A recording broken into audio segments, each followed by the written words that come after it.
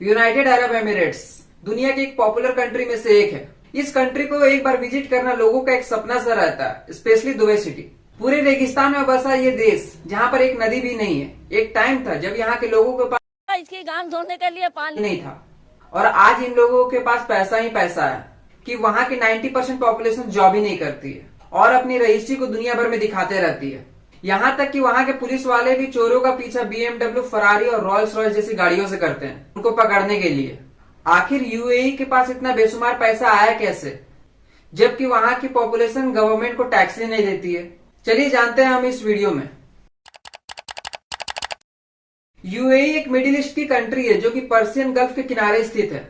ये कंट्री अपने tallest architecture के लिए फेमस है, जैसे कि बुर्ज खलीफा, पाम आइलैंड्स, बुर्ज अल अरब और भी काफी सारी चीजें हैं। इस कंट्री की गिनती उन चुनिंदा डेवलप कंट्रीज में आती है, जबकि हमारे देश भारत की गिनती अभी भी डेवलपिंग कंट्रीज में आती है। जबकि हमारे पास सब कुछ है। रेगिस्तान में हमारा थार डेजर्ट, स्विट्जरलैंड से भी खूबसूरत हमारा जम्मू और लद्दाख, और 7,516 किलोमीटर का हमारा कोस्टल एरिया।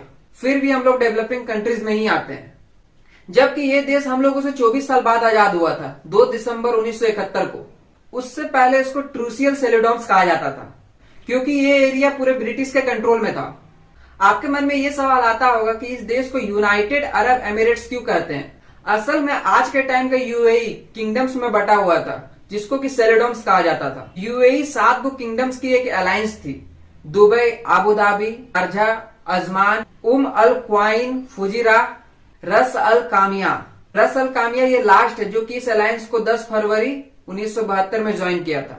यूएई उस टाइम में फेमस था अपने ऑयल रिजर्व के लिए, क्योंकि वहां पर तेल का भंडार था और नेचुरल गैस का भी। यूएई की पूरी इकोनॉमी ऑयल पर ही रन करने लगी, क्योंकि दुनिया में ऑयल की डिमांड काफी ज्यादा बढ़ती जा रही थी। जैसे जैसे टेक्नोलॉजी डेवलप कर रही थी, जैसे जैसे ऑयल से रेवेन्यू बढ़ती जा रही थी, वहां के लोगों का स्टैंडर्ड ऑफ लिविंग भी हाई होता जा रहा था। ये 1990 की कुछ इमेजेस है दुबई की, जो कि आज के टाइम में कुछ ऐसा दिख रहा है। कोई भी देश की डेवलपमेंट तभी होगी जब उस देश में फॉरेन इन्वेस्टमेंट बढ़ेगा। इनकी इकोनॉमी में बूस्ट 1990 के बाद आता है, जब हांगकांग की कई सारी कंपनियां वहां पर आकर के सेटल हो जाती है, क्योंकि ब्रिटिशर्स और चाइनीज के बीच में ट्रीटी एक्सपायर होने वाली थी 1996 में। इस बारे में जानने के लिए हमारी प्रीवियस वीडियो ओपियम वार को आप एक बार देख लीजिएगा, तब आपको पता चल जाएगा।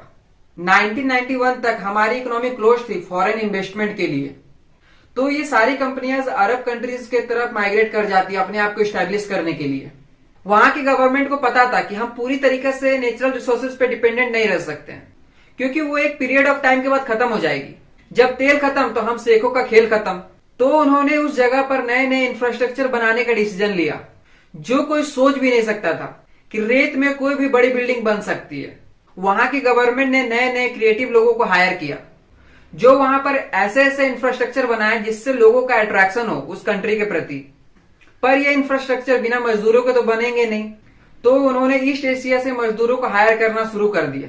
हमारी गवर्नमेंट ने भी हमें बहुत सारी चीजें दी है, जैसे बेरोजगारी, भ्रष्टाचार, रईसों को पैसा दूसरे देश लेके भाग जाने के लिए, और भी बहुत सारी चीजें। इसी कारण से हमारे देश के लोग उस देश में पैसे कमाने के लिए जाते हैं, वो भी अपने घर और परिवार को छोड़ के। यूएई में आधी से ज्यादा जनसंख्या माइग्रेट्स की है, जो कि वहां पर कमाने के लिए गए हैं, और वो लोग उन लोगों के लिए काम कर रहे हैं और उस जगह की डेवलपमेंट कर रहे हैं। यूएई एक डेवलप कंट्री है, क्योंकि वहां पर प्राइमरी और सेकेंडरी से ज्यादा काम टर्सरी सेक्टर में हो रहा है।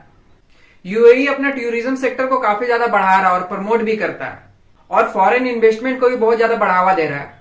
यूएई में कंपनी स्टैब्लिश करने के लिए बहुत ही लेस पेपर वर्क करना पड़ता है, और यूएई के ग्रोथ का सबसे बड़ा कारण है, पहला, वो सपोर्ट करते हैं रिसर्च और डेवलपमेंट प्रोग्राम को, और उसमें इन्वेस्ट भी करते हैं। इसी कारण से आज के टाइम का यूएई इतना ज्यादा डेवलप है।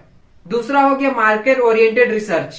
मार्केट में कौन सी चीजें चल रही है और फ्यूचर में किस ट्रेड में कंपटीशन आने वाला है।